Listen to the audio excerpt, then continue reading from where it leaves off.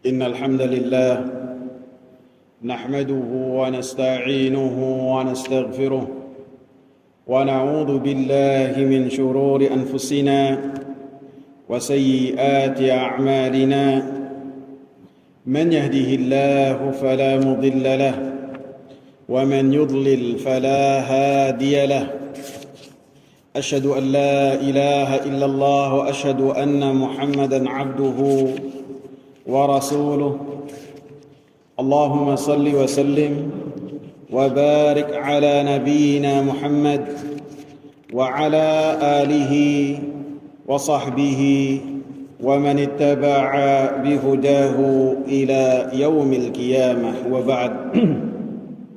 Hadirin jamaah sekalian yang saya muliakan, masih di bab yang ke-23. Sekarang kita masuk ke dalam masail, pelajaran-pelajaran yang disimpulkan oleh penulis Al-Imam Muhammad bin Abdul Wahhab bin Sulaiman At-Tamimi rahimahullah, setelah beliau membawakan 3 dalil. Yang pertama, surat An-Nisa ayat 51.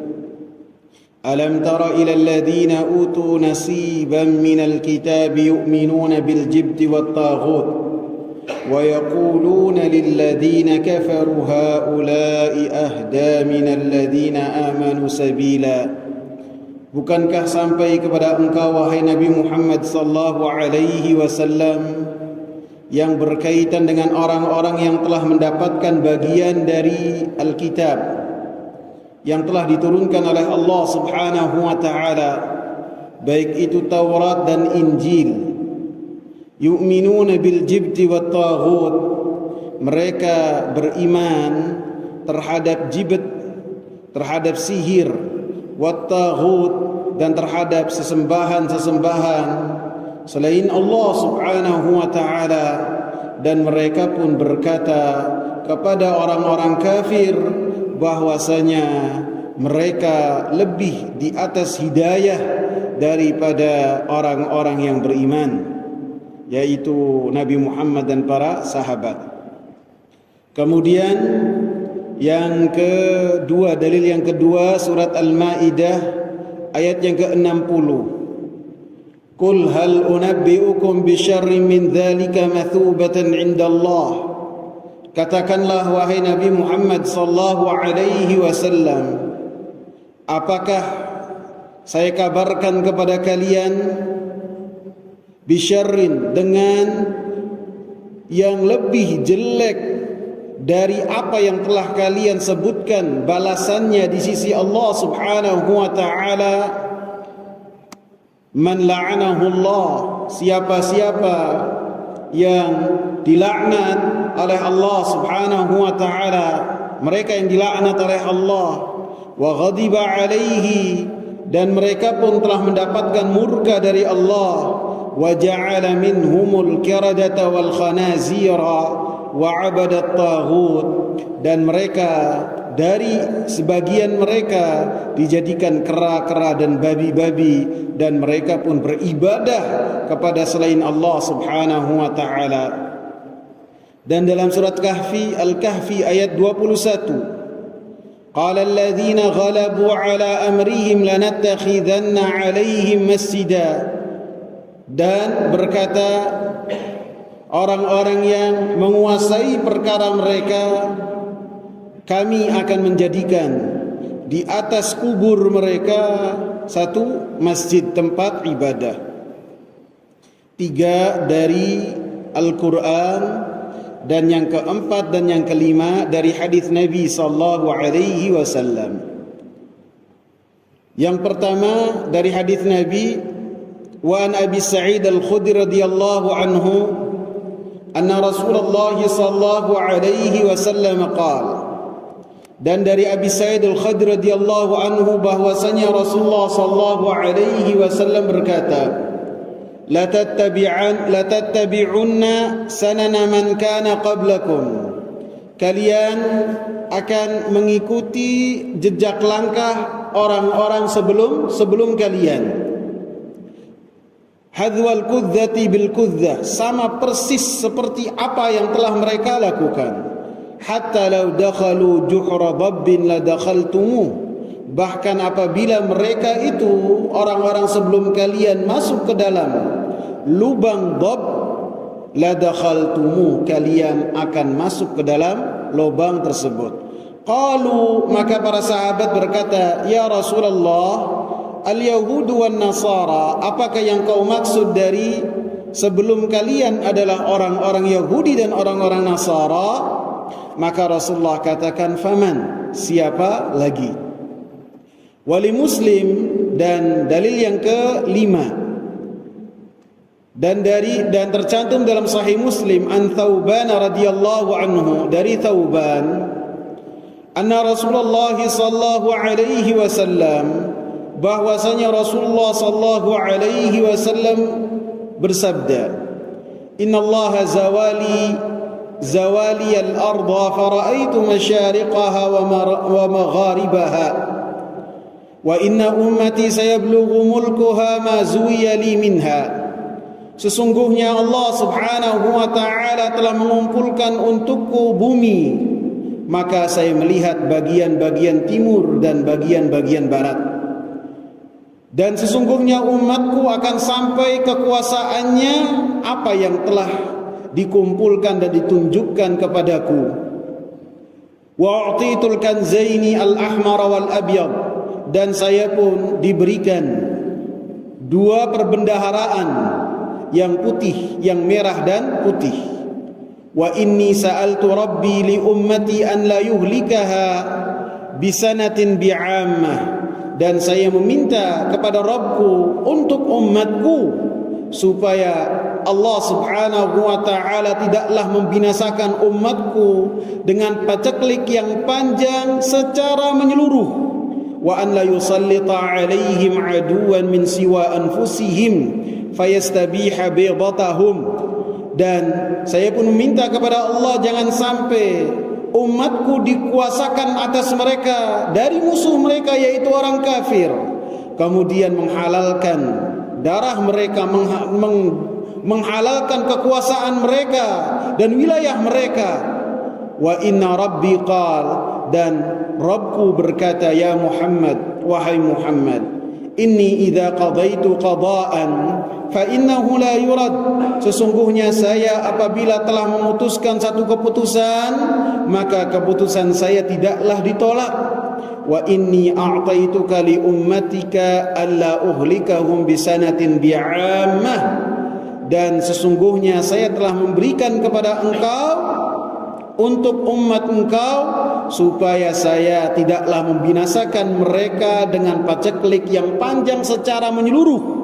Wa alla usallita alaihim aduwan min siwa anfusihim, dan saya pun tidaklah memberikan kekuasaan kepada orang kafir atas orang-orang yang beriman, sehingga orang-orang kafir ini menghalalkan darah orang-orang yang beriman dan rumah-rumah mereka dan wilayah mereka.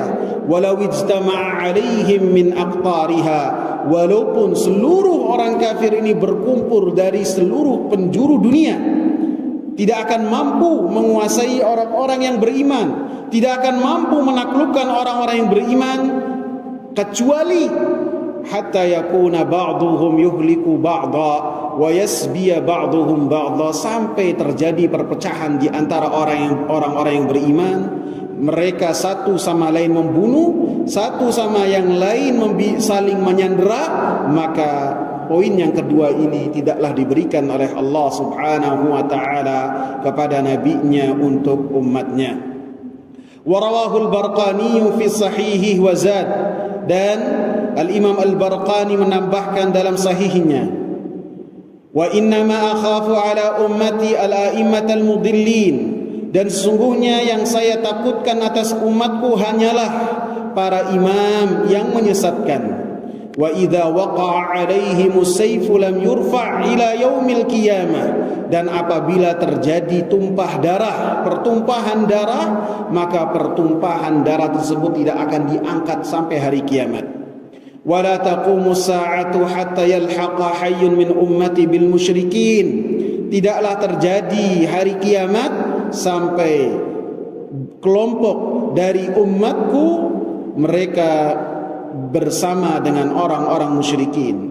Wa hatta ta'buda fi'amun min ummatil awthan, dan tidaklah terjadi hari kiamat sampai kelompok-kelompok dari umatku beribadah terhadap berhala-berhala.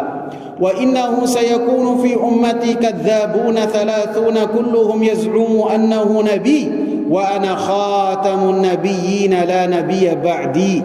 Dan sesungguhnya akanlah ada dalam umatku 30 pendusta, semuanya mengaku bahwasanya dia seorang nabi, dan kata nabi, saya adalah penutup para nabi, tidak ada nabi sesudahku.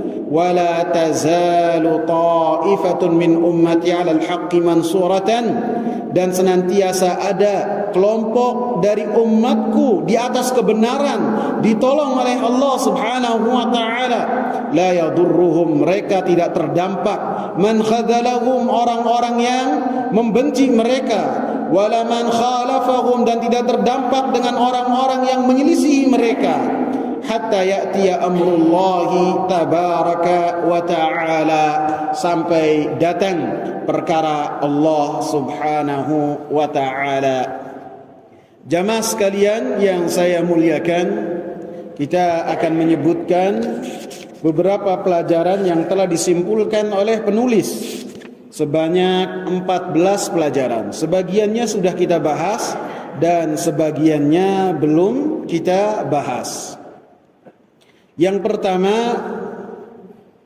al-ula tafsiru ayatin nisa. Jadi pelajaran yang pertama, penjelasan dan tafsir surat An-Nisa ayat 51. Di dalam surat An-Nisa ayat 51, Allah Subhanahu wa taala menyatakan bahwasanya orang-orang yang telah mendapatkan kitab dari Allah Subhanahu wa taala, mereka melakukan kesyirikan kepada Allah Subhanahu wa taala.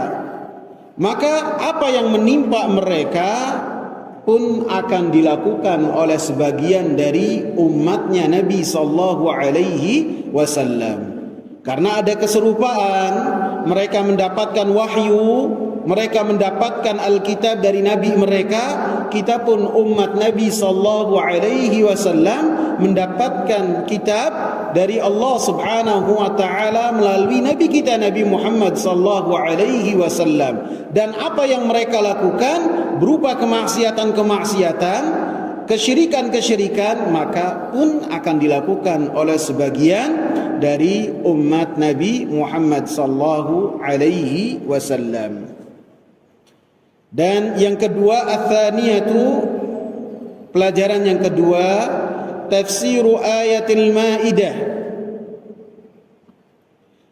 Pelajaran dan tafsir dari surat Al-Maidah, satu ayat dalam surat Al-Maidah yang tercantum dalam ayat yang ke-60.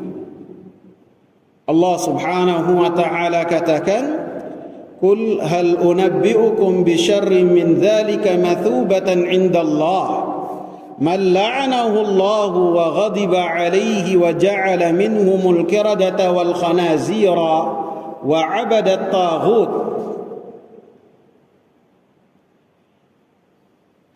Katakanlah wahai Nabi Muhammad sallallahu alaihi wasallam, maukah saya kabarkan kepada kalian dengan kedudukan yang lebih jelek di sisi Allah Subhanahu wa taala dan balasannya lebih jelek di sisi Allah Subhanahu wa taala?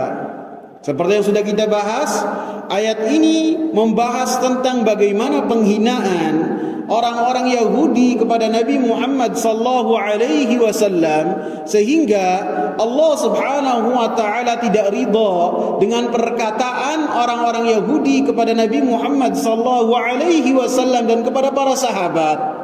Karena Allah senantiasa membela orang-orang yang beriman, lebih-lebih yang berkaitan dengan kekasihnya Rasulullah sallallahu alaihi wasallam. Sehingga ketika orang-orang Yahudi menyatakan bahwasanya tidaklah kami melihat agama yang lebih jelek daripada agama yang dilakukan oleh Nabi Muhammad dan pengikutnya. Dan tidaklah kita mendapati kecuali mereka mendapatkan bagian yang sedikit, baik yang di dunia ataupun di akhirat. Ketika mereka mengatakan hal tersebut, Allah Subhanahu wa taala membela kehormatan Nabi Muhammad sallallahu alaihi wasallam. Dengan Nabi disuruh mengatakan dan membantah ucapan mereka, maukah saya kabarkan kepada kalian orang-orang yang lebih jelek di sisi Allah Subhanahu wa taala, yaitu kakek buyut mereka yang telah melakukan dosa-dosa sehingga dosa-dosanya mereka mendapatkan laknat dari Allah, mereka mendapatkan murka dari Allah. Sebagian dari mereka dijadikan sebagai kera-kera dan babi-babi seperti yang sudah kita bahas. Wa abadat taghut, dan sebagian dari mereka pun beribadah kepada selain Allah Subhanahu wa taala. Dan asyahid yang menjadi pembahasan yang berkaitan dengan bab ini, apabila orang-orang ahli kitab dalam surat Al-Maidah ini ayat 60 mereka melakukan kesyirikan kepada Allah Subhanahu wa taala, maka umatnya Nabi Muhammad sallallahu alaihi wasallam pun mendapatkan ancaman yang sama akan melakukan apa yang telah mereka lakukan. Walaupun kita ingatkan tidak secara keseluruhan, akan tetapi sebagian, sehingga menjadikan umat Nabi sallallahu alaihi wasallam senantiasa waspada dan berhati-hati terhadap kesyirikan kepada Allah, tidaklah menganggap remeh. Telah mengucapkan kalimat la ilaha illallah, seakan-akan dia tidak akan terjatuh lagi di dalam kesyirikan kepada Allah Subhanahu wa taala. Ats-tsalitsatu, pelajaran yang ketiga, tafsiru ayati Al-Kahfi. Pelajaran dan tafsir yang berkaitan dengan satu ayat dalam surat Al-Kahfi, yaitu ayat 21. Dikutip oleh penulis, qala alladziina ghalabu ala amrihim lanattakhidanna 'alaihim masjida. Maka berkatalah orang-orang yang menguasai perkara mereka, yaitu penguasa-penguasa mereka, lanattakhidanna 'alaihim masjida, kami akan menjadikan kubur-kubur dari Ashabul Kahfi yang berjumlah 7, di atasnya akan kami jadikan tempat ibadah. Maka apabila hal ini terjadi kepada umat sebelum Nabi Muhammad sallallahu alaihi wasallam, sebelum umatnya Nabi Muhammad sallallahu alaihi wasallam, maka terjadi juga pada umatnya Nabi Muhammad sallallahu alaihi wasallam. Jadi pelajaran 1, 2, 3 yang berkaitan dengan tafsir surat An-Nisa, satu ayat dalam surat An-Nisa, dalam surat Al-Maidah dan surat Al-Kahfi, pendalilannya adalah apa yang terjadi terhadap ahli kitab pun akan terjadi terhadap umatnya Nabi Muhammad sallallahu alaihi wasallam. Ar-rabi'atu, pelajaran yang keempat, wa hiya ahammuha, dan ini adalah yang paling penting, ma ma'nal imani bil jibti wat taghut. Apa makna iman dengan sihir dan iman terhadap taghut, sesembahan-sesembahan selain Allah Subhanahu wa taala?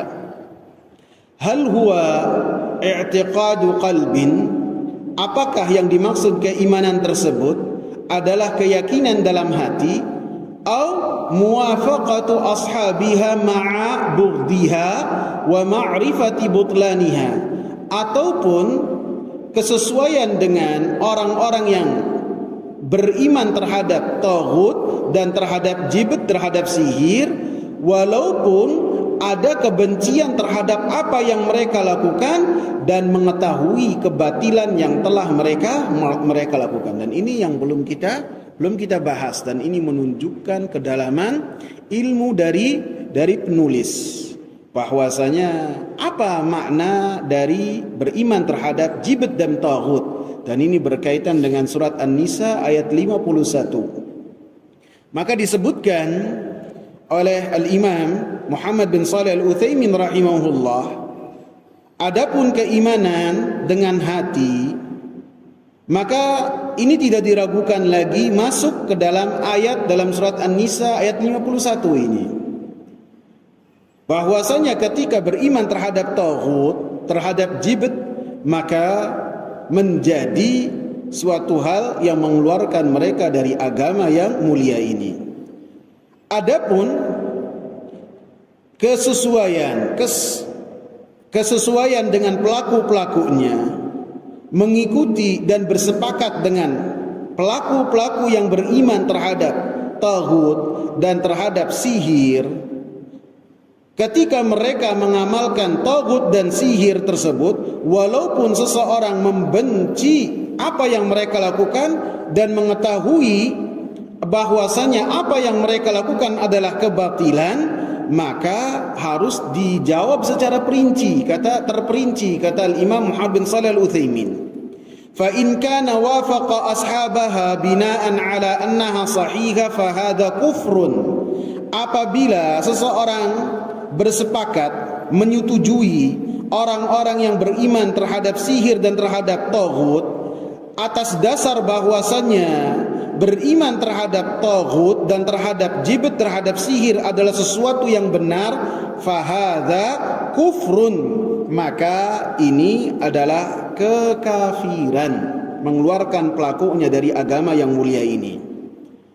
Adapun apabila seseorang ketika menyetujui apa yang telah dilakukan oleh orang-orang yang beriman terhadap taghut dan jibt, orang-orang pelaku kesyirikan, mereka menyetujui apa yang dilakukan oleh orang-orang yang melakukan kesyirikan, baik itu terhadap taghut, baik itu terhadap jibt, terhadap sihir, maka apabila dia ketika menyepakati hal tersebut dalam rangka bahwasanya hal tersebut tidaklah benar, tidaklah satu keyakinan yang benar, maka dikatakan oleh Al-Imam Muhammad bin Shalih Al-Utsaimin rahimahullah, maka tidak mengeluarkan pelakunya dari agama yang mulia ini, tidak. Akan tetapi dia di atas bahaya yang sangat besar yang ditakutkan, bahwasanya keimanan yang ada di hatinya akan keluar dari dadanya. Jadi keimanan terhadap jibt dan taghut, pelaku-pelaku kesyirikan, ketika orang-orang yang bertauhid mengikuti mereka, sepakat dengan apa yang mereka lakukan, maka dilihat ketika setuju dan kesepakatan tersebut dilandaskan atas dasar bahwasanya apa yang mereka lakukan itu adalah benar, maka ketika seseorang itu bersepakat dan membenarkan walaupun tidak melakukan kesyirikan tersebut, maka akan keluar dari agama yang mulia ini. Sebaliknya ketika sepakat saja walaupun dia itu memiliki keyakinan bahwasanya apa yang mereka lakukan itu tidaklah benar, maka dikatakan oleh Al-Imam Muhammad bin Shalih Al-Utsaimin rahimahullah, fahadha la yakfur. Ini orang tersebut tidak keluar dari agama yang mulia. Akan tetapi la syakka ala annahu ala khatarin azim. Tidak diragukan lagi orang yang memiliki keyakinan demikian, membenarkan dan bersepakat dengan pelaku-pelaku kesyirikan, apapun pelakunya, baik dibalut dengan tradisi ataupun dibalut dengan apapun juga, dikemas dengan apapun juga, kemudian membenarkan dan mengiyakan apapun motivasinya, akan tapi ada keyakinan bahwasanya apa yang mereka lakukan itu adalah salah, maka dia tidak kafir, akan tapi bisa menghantarkan dia ke dalam kekufuran kepada Allah Subhanahu wa taala. Karena dalilnya Ka'ab al-Ashraf yang Allah Subhanahu wa taala membahas tentang dirinya ketika datang kepada orang-orang kafir Quraisy, setelah orang-orang kafir Quraisy kalah dari peperangan Badar. Kemudian Huyai bin Akhtab dan Ka'ab al-Ashraf ini datang ke kota Mekah dalam rangka memprovokasi orang-orang kafir Quraisy supaya bangkit dari kekalahan mereka dalam perang Badar. Diprovokasi. Maka karena orang-orang Quraisy ini mengetahui bahwasanya ahli kitab memiliki ilmu dan mengetahui tentang ilmu dan apa yang terjadi perbedaan antara mereka dengan Nabi Muhammad sallallahu alaihi wasallam, maka orang-orang kafir Quraisy bertanya kepada Ka'ab al-Ashraf dan Huyai bin Akhtab. Huyai bin Akhtab orang Yahudi, Ka'ab bin Ashraf orang Arab tapi ibunya Yahudi dan sudah dianggap oleh orang-orang Yahudi sebagai pembesar orang-orang Yahudi. Maka ketika ditanya bagaimana kedudukan kita, siapa sih di antara kita yang lebih baik antara kita dengan Muhammad? Maka Huyai bin Akhtab dan Ka'ab bin Ashraf mengatakan bahwasanya orang-orang musyrikin yang berada di kota Mekah lebih baik kedudukannya daripada orang-orang yang mengikuti Nabi Muhammad dan Nabi Muhammad itu sendiri. Ketika keduanya mengatakan hal tersebut, mereka mengetahui bahwasanya apa yang mereka ucapkan dengan lisan-lisan mereka menyelisihi apa yang ada di hati mereka. Hati mereka meyakini bahwasanya Muhammad ibn Abdullah dan orang-orang yang beriman bersamanya lebih baik daripada orang-orang musyrikin dan daripada mereka itu sendiri orang-orang Yahudi. Akan tetapi hasad dan dengki menjadikan mereka menyatakan bahwasanya orang-orang Quraisy itu lebih baik daripada orang-orang yang beriman, para sahabat. Dan mereka ketika datang dalam rangka supaya meminta tolong kepada orang-orang Quraisy jangan sampai api kebencian mereka padam sehingga berusaha untuk membalas dendam dalam perang yang berikutnya. Jadi mereka datang untuk memprovokasi, mereka datang untuk mengompori. Sehingga apabila mereka menyatakan omongan dengan omongan jujur, enggak, kalian itu tidak baik, Muhammad yang lebih baik, pasti mereka akan ditolak mentah-mentah dan diusir. Jadi apa yang mereka katakan dan nyatakan menyelisihi apa yang di hati mereka, akan tapi Allah subhanahu wa ta'ala katakan bahwasanya mereka ini la'anahumullah, Allah subhanahu wa ta'ala laknat mereka, Allah subhanahu wa ta'ala kutuk mereka karena perkataan-perkataan tersebut. Sehingga ini adalah perkataan yang sangat berbahaya ketika seseorang meniru dan menyerupai orang-orang musyrikin, menyatakan bahwasanya mereka bersepakat dengan orang-orang musyrikin, walaupun terkadang ketika menyatakan hal tersebut karena lahiriah saja, adapun dalam hatinya mereka menyelisihi, ini pun dalam bahaya yang sangat besar. Apa yang disimpulkan oleh penulis ini menunjukkan kefakihan beliau, sangat dalam sekali. Al-khamisatu, pelajaran yang kelima, qauluhum innal kuffara alladzina ya'rifuna kufrahum ahda sabilan minal mu'minin. Perkataan orang-orang kafir, yaitu perkataan mereka, perkataan dua orang Yahudi ini, Ka'ab bin Ashraf dan Huyai bin Akhtab, bahwasanya orang-orang musyrikin Quraisy yang mereka ketahui kekufurannya. Jadi orang-orang Yahudi itu mengetahui kesyirikan itu apa dan tauhid itu apa. Antum ingat kisah dua orang ahli agama Yahudi yang bersama dengan Raja Yaman. Ingat nggak? Ingat nggak? Lupa ya.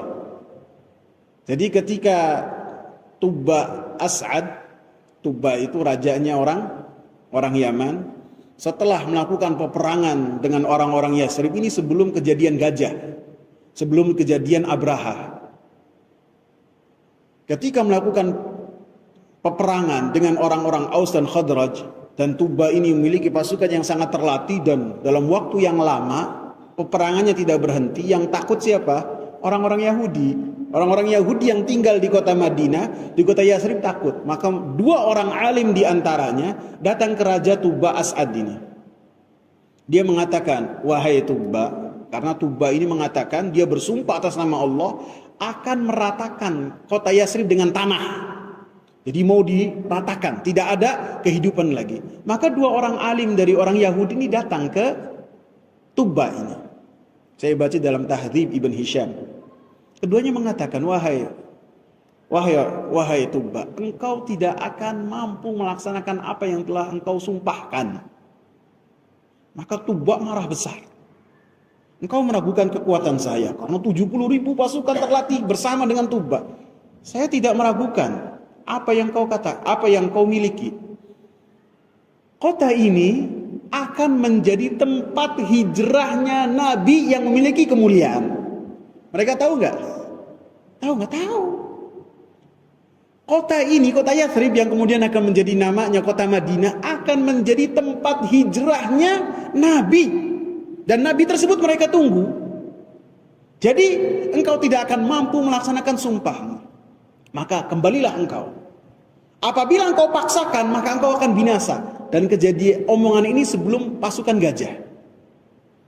Maka ketika Tuba ini mengetahui keikhlasan dari dua ahli agama ini, maka dia mengikuti dan manut terhadap apa yang dikatakan dua ulama dari Yahudi ini.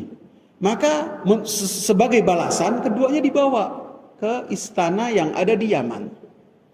Begitu melewati kota Mekah, pasukan yang besar ini dihadang oleh orang-orang Hudzail. Orang-orang Hudzail berkata, kami ingin bertemu dengan Tuba, maka dipertemukanlah. Maka orang-orang Hudzail ini mengatakan kepada Tuba, wahai Tuba As'ad, di lembah yang dekat dari sini ada satu rumah tua yang rumah tersebut berisi harta karun yang sangat banyak.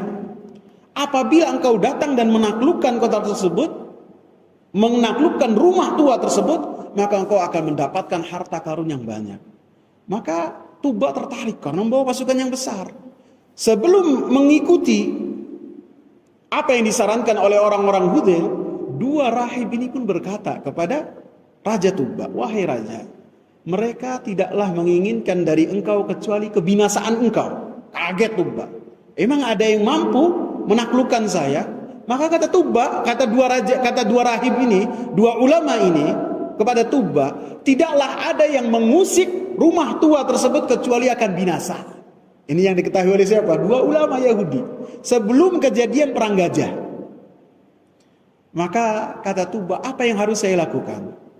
Kamu eksekusi semua orang-orang Hudzail yang menginginkan kebinasaan kau. Langsung dieksekusi, dibunuh. Terus apa yang saya lakukan? Kamu hormati rumah tua tersebut. Kamu lakukan tawaf dan beribadah di rumah tersebut. Dan kalau bisa engkau berikan kiswah. Sehingga menurut riwayat, orang yang pertama memberikan kiswah terhadap Ka'bah adalah Tuba dari Yaman ini. Maka ketika Raja Tuba akan mengikuti apa yang disarankan, Tuba berkata, kalau begitu kamu ikut bersama kami untuk menghormati rumah tua tersebut dengan melakukan tawaf. Kata dua ulama ini, tidak bisa. Tidak bisa. Karena di sekitar Ka'bah ada berhala-berhala yang disembah selain Allah Subhanahu wa taala, dan itu adalah kesyirikan kepada Allah Subhanahu wa taala. Jadi apa? Mereka mengetahui kesyirikan. Mereka tahu kesyirikan. Mereka tahu kekufuran. Mereka tahu tentang Nabi Muhammad. Mereka tahu tentang agama yang hak. Mereka tahu akan Al-Quran. Akan tapi apa? Rasa hasad dan dengki ketika mengetahui hakikat bahwasanya Nabi yang dijanjikan melalui Isa alaihi salam itu adalah bukan dari orang-orang Yahudi, bukan dari keturunannya Ishak. Mereka dengki dan menolak ketentuan Allah Subhanahu wa taala. Sehingga ketika dikatakan qauluhum innal kuffara alladziina ya'rifuna kufrahum, perkataan orang-orang Yahudi ahli kitab bahwasanya orang-orang kafir yang mereka ketahui kekafirannya itu lebih baik jalan hidupnya daripada orang-orang yang beriman, maka ini pun perkataan yang penuh bahaya dan akan menjerumuskan seseorang ke dalam kesyirikan dan keluar dari agama yang mulia ini. Ini karena perkataan-perkataan yang murtad, yang dengannya seorang bisa keluar dari agama yang mulia ini. Sehingga dikatakan oleh Imam Muhammad bin Shalih Al-Utsaimin rahimahullah, lianna man za'ama anna al-kuffara alladhina yu'rafu kufruhum ahda sabilan minal mu'minin fa innahu kafirun litakdimihi al-kufra 'ala al-iman. Karena siapa yang menganggap dan meyakini bahwasanya orang-orang kafir yang telah jelas kekufurannya, mereka itu lebih baik jalan hidupnya daripada orang-orang yang beriman, maka ini adalah akan kafir dari agama yang mulia ini, karena dia lebih mengedepankan kekufuran daripada agama tauhid, dan ini adalah sangat bahaya sekali. As-sadisatu, pelajaran yang keenam, wahiyal maqsudu bitarjamah, dan ini adalah pelajaran yang keenam, dan ini adalah maksud dari terjemah yang dicantumkan oleh penulis, pencantuman bab dalam bab yang ke-23, bahwasanya sebagian dari umat ini akan melakukan kesyirikan kepada Allah Subhanahu wa taala.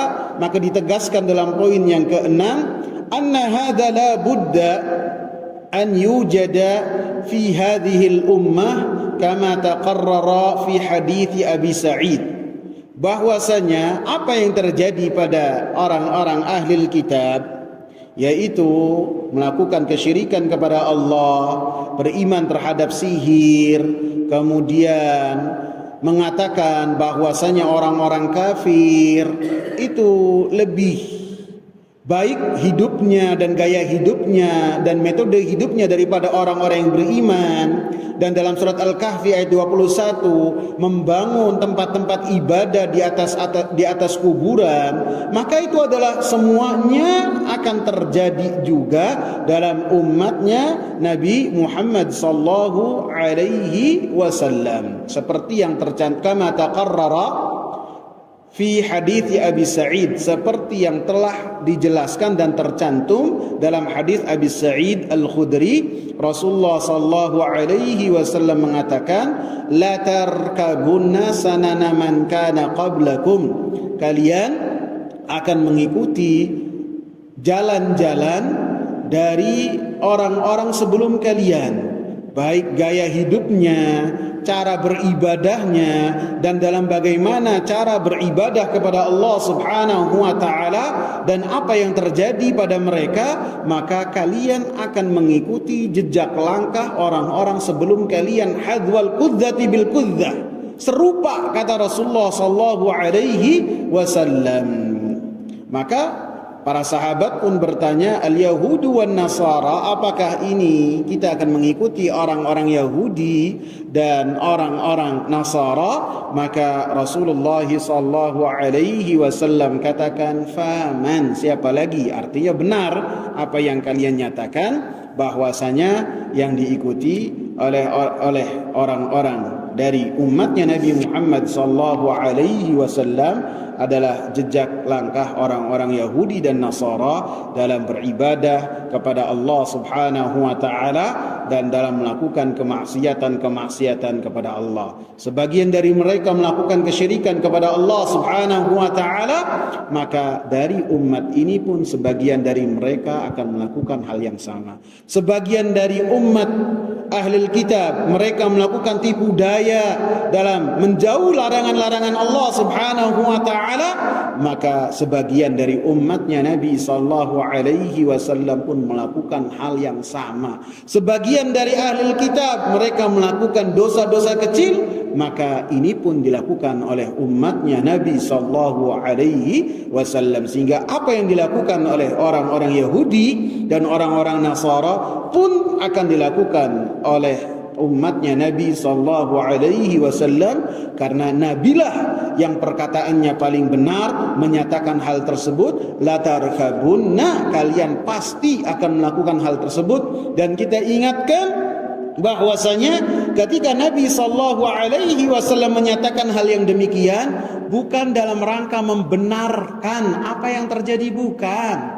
Bukan ketika orang-orang beriman melakukan tasyabbuh dengan orang-orang kafir, dengan ahlul kitab, kemudian melakukan apa yang telah mereka lakukan, kemudian mereka mengatakan kan telah dikabarkan oleh Nabi. Bukan maksudnya Nabi SAW menyatakan demikian, bukan itu maksudnya. Maksudnya supaya kita waspada, supaya kita hati-hati, supaya kita tidak berpuas diri dengan keimanan yang ada di hati kita. Siapa yang menjamin keimanan yang ada di hati kita ini bisa luntur? Siapa yang menjamin tidak luntur? Pasti akan terjadi perubahan-perubahan dalam keimanan kita. Bisa berkurang, bisa naik. Yang ditakutkan karena kurang menghadiri majelis ilmu, kurang diingatkan tentang tauhid, kurang diingatkan tentang bahayanya kesyirikan kepada Allah Subhanahu wa taala, sehingga sebagian dari kaum muslimin mereka tidak mengetahui bahwasanya mereka melakukan kesyirikan kepada Allah Subhanahu wa taala. Karena sebagian kesyirikan kepada Allah Subhanahu wa taala dikemas dengan satu hal yang seakan-akan hal tersebut adalah suatu hal yang boleh-boleh saja. Muharram ini Rasulullah sallallahu alaihi wasallam katakan syahrullah, bulannya Allah Subhanahu wa taala. Semua bulan milik Allah. Akan tetapi ketika satu bulan dinisbatkan kepada Allah, maka penisbatan tersebut adalah penisbatan yang menunjukkan kemuliaan dan kedudukan yang lebih dari yang lain. Semua rumah itu milik Allah. Akan tetapi ketika satu rumah dikatakan oleh Allah Subhanahu wa taala Baitullah, Ka'bah, maka itu menunjukkan bahwasanya Ka'bah ini rumah-rumah Allah Subhanahu, rumah Allah yang lebih istimewa daripada rumah-rumah Allah Subhanahu wa taala selainnya. Masjid di muka bumi semuanya milik Allah. Wa annal masajida lillah. Semua masjid itu rumah Allah dan milik Allah. Akan tapi ketika satu Ka'bah dikatakan Baitullah, maka memiliki keutamaan yang lebih daripada rumah-rumah Allah Subhanahu wa taala yang lainnya. Subhanakallahumma bihamdika asyhadu an la ilaha illa anta astaghfiruka wa atubu ilaik. Assalamu alaikum warahmatullahi wabarakatuh.